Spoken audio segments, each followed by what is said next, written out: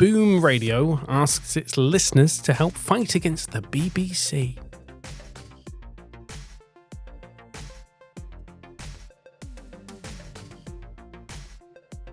This is the main news for today's video. Boom Radio is asking its audience to complain to the BBC and to write to their MPs in a bid to stop the corporation from launching a rival service. This is based on a brilliant article from Radio Today, which will be linked below. Boom Radio, if you don't know, was a radio service that started a couple of years ago under the leadership of David Lloyd. And remember his radio moments from the Radio Today podcast, which never came back during the pandemic. Long may it rest in peace, because I used to love that podcast, and Phil Riley as well. And what it did was, when Radio 2 decided to go for a younger audience and bring in Vernon Kay and all that, and waved goodbye to numerous presenters, some of which went to Bauer and the greatest hits, some ended up with a much reduced schedule, a la Steve Wright. May he rest in peace.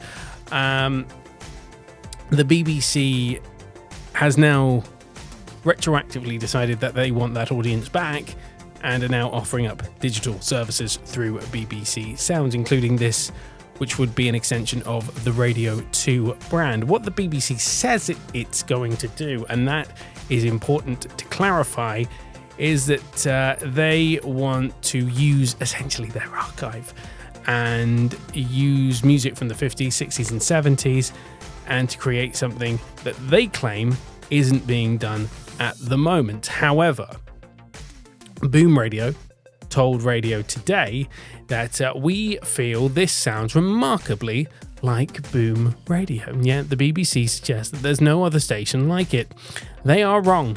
And when they mention the music to be played on the new station, Boom Radio plays every artist listed, although we play more variety than they will. So what Boom Radio has said is that it wants its audience to write to its MPs, complain to the BBC, and as David Lloyd, one of the co-founders of this station, knows, that did a fat lot of good for BBC Local Radio.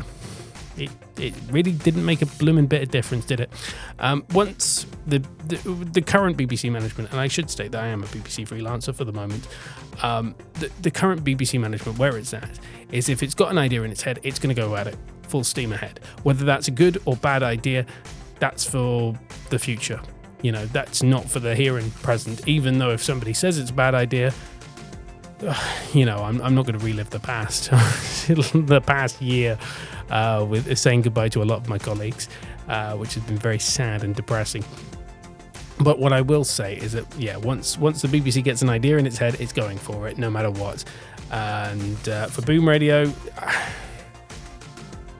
you know, you just don't know. My this pure speculation on this part. I think Boom should be fine, because I think if it's a digital service, they're going after an audience that don't necessarily use those services. They certainly don't use BBC Sounds from the statistical data made available to the public.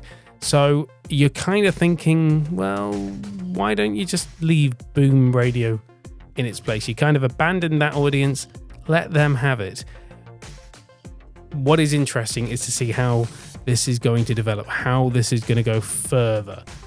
And we will keep an eye on it, because it is fascinating, and the modern media landscape forever changing. We've seen Pirate Radio, Pirate FM and Wave Radio in Bournemouth now go. That's greatest hits will be very soon. So those are kind of the last bastions of local radio.